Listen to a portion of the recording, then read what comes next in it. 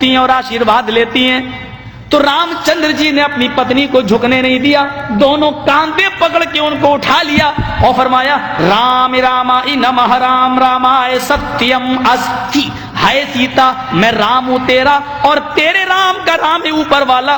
Sanskrit grammar میں یہ رام رام آئے، جب رام کے ساتھ آئے آ جائے تو اس کا معنی ہوتا کا لیے، کے لیے، کو لیے، کی لیے۔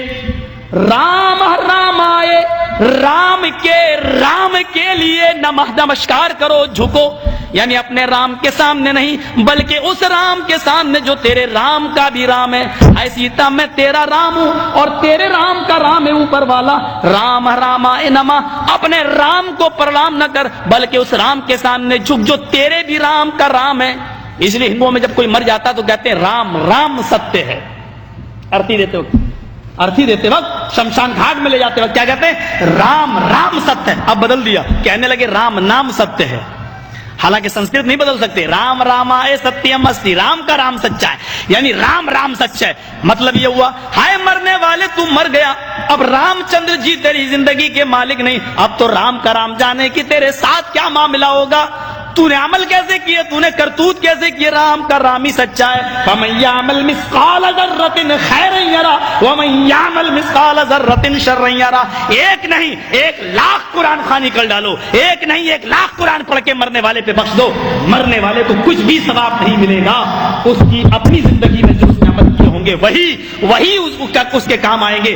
اگر قرآن خوانی کر کے کسی کو بخشنے سے ثواب ملتا ہوتا اور کوئی آدمی جنت میں جانے والا ہوتا، قرآن کے بخشنے سے تو اندرا گاندھی تو جنت الفردوس کی وارث ہو جائے گی۔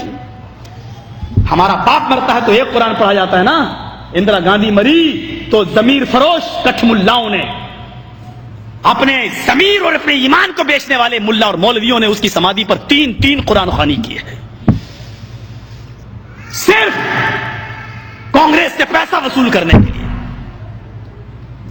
تین قرآن، ایک قرآن جس پر پڑھ کے بخش دیا جائے تمہارا باپ جنت میں چلا جائے، تین پڑھے جا رہے ہیں، کیوں نہیں جائے گا؟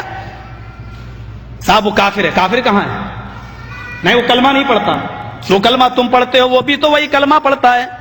تم کہتے ہو لا الہ الا اللہ محمد رسول اللہ، اس کے یہاں پر بھی تو یہی کلمہ لکھا ہوا ہے۔ اتھرو وید کے 20ویں کانڈ میں، اور پنڈت مرنے سے پہلے اپنے بیٹے کو وہی انکہی کے جملے سکھلاتا ہے، لا الہ ہرنے پاپن الا اللہ پرم پدم، تو جو چاہے سورگ تو جپے نام محمدم۔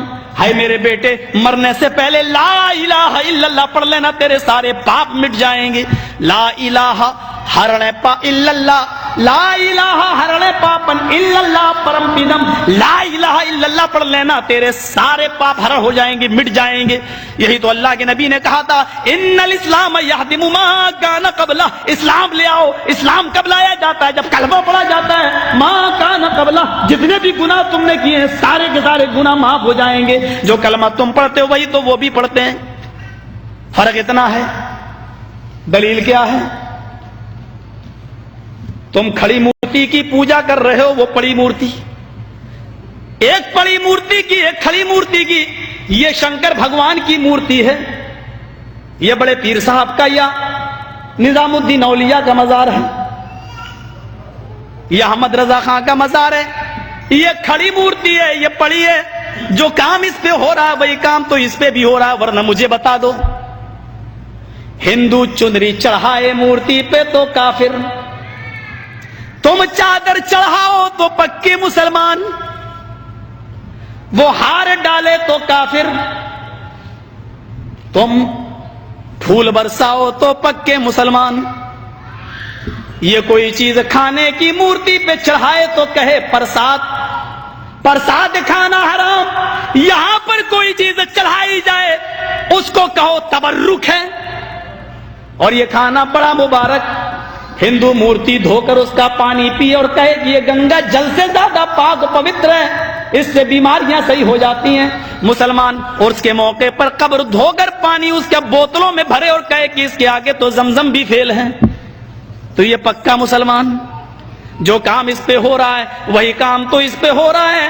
اور آج میں فتویٰ دینے کا عادی نہیں ہوں، لیکن آج جذبات میں ہوں، میں یہ فتویٰ دے کے چلا جاتا ہوں۔ میرے پیارے ساتھیوں، اللہ کی قسم، اگر بھارت کے اور پاکستان کے ہندوستان اور پاکستان کے، ہندوستان کا یہ 20 کروڑ مسلمان اور پاکستان کا وہ 15 کروڑ 10 کروڑ مسلمان اگر یہ چادر چڑھانے کے بعد، چنری چڑھانے کے بعد، تبرک کھانے کے بعد اگر یہ جنت کے اندر چلا گیا تو کعبے کے رب کی قسم کھا کے کہتا ہوں کہ بھارت کا 60 کروڑ ہندو بھی ایک ایک کر کے جنت میں چلا جائے گا۔